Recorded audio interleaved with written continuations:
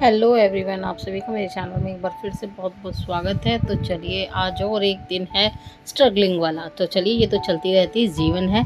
तो आप सभी को मेरे चैनल में एक बार फिर से स्वागत है और आप सभी को राम राम, जय श्री श्याम और राधे राधे। उसी के साथ में सत श्री अकाल और सलाम। तो यहाँ पर मैं पानी भर के आई थी क्योंकि पानी आया था 3-4 महीने बाद। तो अभी तक हम टैंकर से ही काम चला रहे थे, तो थोड़े से जो खाना बनाने का पानी होता है वो भरा था मैंने उसके अंदर बाल्टियों में, टब में और कैन वगैरह में। उसके बाद में मैं कर रही थी थोड़ी सी डस्टिंग।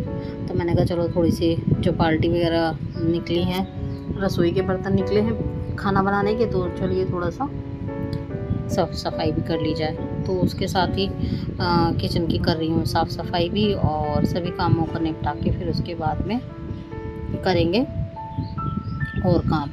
तो यहाँ पे सुबह का खाना तो बन ही चुका था और सिर्फ रह गए थे बर्तन। हस्बैंड का दे दूँगी टिफ़िन और मैं चलूँगी बर्तन धोने के लिए, क्योंकि सुबह के टाइम पे मैं बर्तन बाहर ही धो लेती हूँ और बारिश वगैरह ना हो। तो बारिश होती है तो फिर अंदर ही धोने पड़ जाते हैं। तो यहाँ पे चलिए बर्तन भी धुलने के लिए आ गए हैं और धो लेते हैं इनको।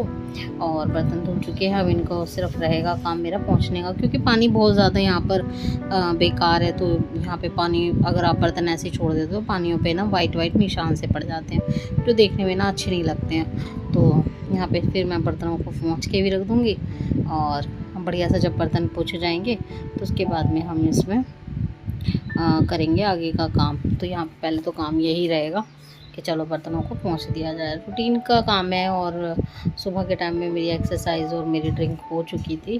तो यहाँ पर सभी चीज़ें मैं अच्छे से धो लूँगी, क्योंकि रात को बनाए थे राजमा चावल और आज था 81 का दिन। तो एक दिन पहले ही बनाकर हमने चावल खा लिए। मोस्टली मैं ऐसा ही करती हूँ कि 81 से एक दिन पहले ही कुछ भी बनाना होता है बनाकर खा लेते हैं। फिर मैं आ गई थी बाहर, और बाहर मुझे कपड़े डालने थे थोड़े से। तो मैंने कहा चलो पहले एक बार रस्सी पे ना हाथ मार देती हूँ, क्योंकि इन दिनों में ना मक्खी वगैरह बहुत ज़्यादा लगती हैं उस पर, रस्सी पे तो बहुत ज़्यादा गंदगी हो जाती है और बड़ा दिमाग ख़राब हो जाता है। फिर वो गंदे गंदे ना निशान भी पड़ जाते हैं। मशीन लगाई हुई थी क्योंकि पानी आ रखा था, तो मैंने कहा चलो थोड़े से मोटे कपड़े, चादर वगैरह, ब्लैंकेट वो भी धुल जाएंगी।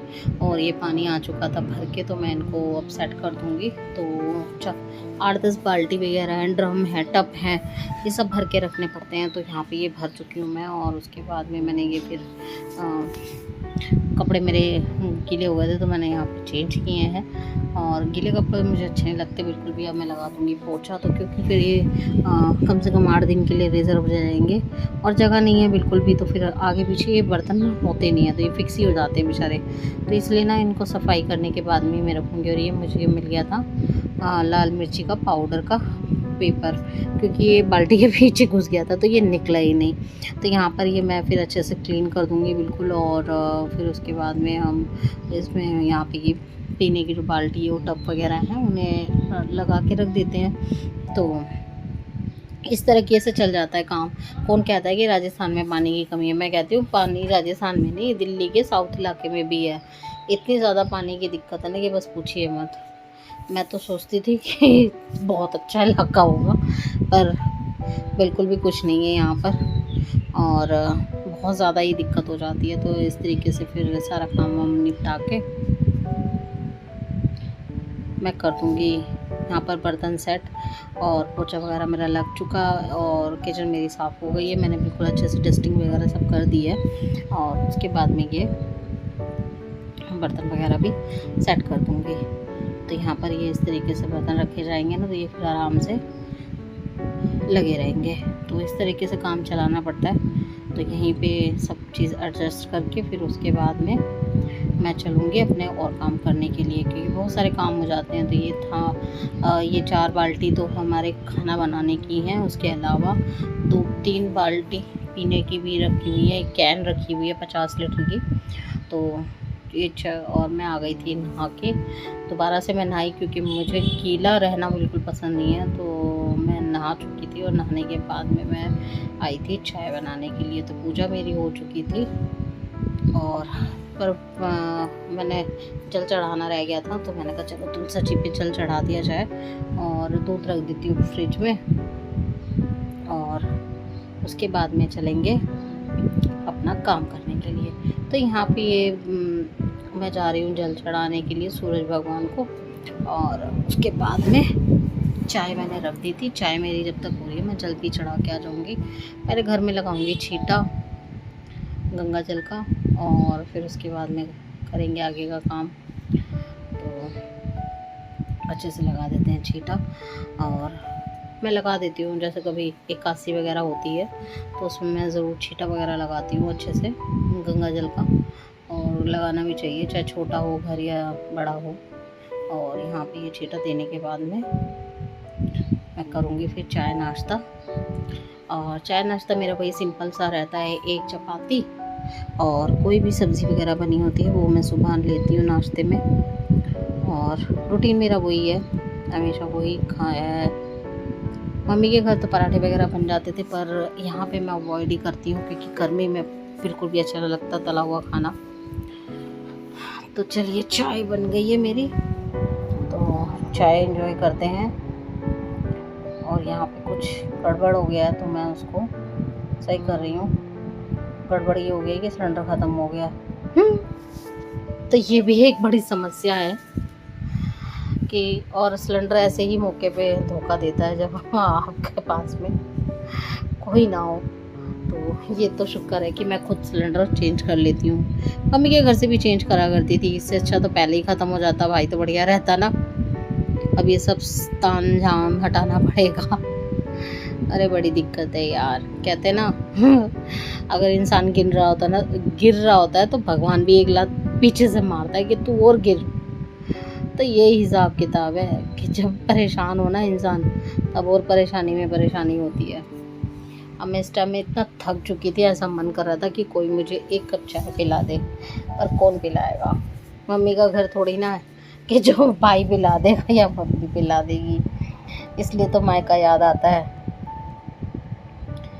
कि एक बेटी के लिए मायका बहुत मायना रखता है, बहुत मायना रखता है।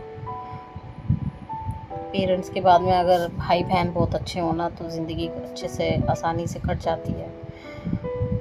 अगर वो भी ना हो तो कुछ भी नहीं है। फिर तो ऐसा लगता है कि ज़िंदगी में मतलब कि कोई भी नहीं है अपना कहने के लिए। ससुराल वाले तुम्हें अपनाएंगे नहीं, अपनाते ही नहीं है। बहुत से कम होते हैं जो वही खुली बाहों से अपनाते हैं। और मायका तुम छोड़ के आ जाओ। देखा जाए तो एक औरत का अस्तित्व ही क्या है। मायके में भी मायके वाले कहते हैं बेटी पराया धन, ससुराल वाले कहते हैं तुम्हारा यहाँ है क्या, ये तो पराए घर की बेटी है। तो एक लड़की का है क्या यहाँ पे क्या। यही कुछ बातें होती हैं जो कि हमेशा याद रहती हैं और अखरती भी हैं ज़िंदगी में। तो चलिए सिलेंडर लगा लेते हैं, उसके साथ में ही चाय मेरी अधूरी रह गई थी, तो चाय भी बनाएंगे। तो यहाँ पे मैं हो गई थी पसीनों पसीने, बुरा हाल हो गया था। यूजुअली मैं बाल नहीं खोल के रहती हूँ, बिल्कुल बालों को मैं बंद लपेट के रखती हूँ।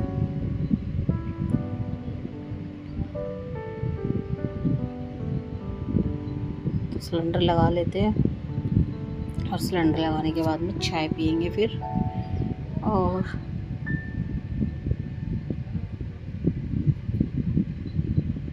ये एक ना वो है, आप सोचेंगे कि बर्तन कैसे रखे हुए हैं। ये बर्तन ना मेरे हैवी वाले हैं, जैसे कढ़ाई है, कुकर है, तो जगह नहीं है, तो इसलिए मैं ना ये सिलेंडर के ऊपर मेरी जो शादी में फलदान आया था तो उसकी ये फलों का टोकरा था बहुत बड़ा, तो वही है। और फिर थी एकादशी, तो मैंने सोचा चलो कुछ मीठा बना लेते हैं। तो मैंने बनाया था लौकी का हलवा। तो ये मेरे पास में 250 ग्राम जितनी लौकी रखी हुई थी, कुछ ड्राई फ्रूट्स डाल के और काजू बादाम ले लिए थे। तो मैंने कहा ठाकुर जी को भोग लगाना है, तो इसलिए इसको पहले धो लेती हूँ अच्छे से। तो इसमें मैंने डाल दिया था थोड़ा सा मिल्क पाउडर, चीनी ऐड कर दी थी, मेरे पास रखी थी। तो इसमें थोड़ा सा मैंने हल्का सा ना फ्रूट कलर डाला था, क्योंकि लौकी ना अच्छी नहीं लग रही थी देखने में, तो मैंने कहा थोड़ा सा इसमें फूड कलर डाल लेती हूँ। बहुत अच्छा लौकी का हलवा बन के तैयार हुआ था। और ड्राई फ्रूट्स को भी ना मैंने हल्का सा घी में रोस्ट कर लिया था।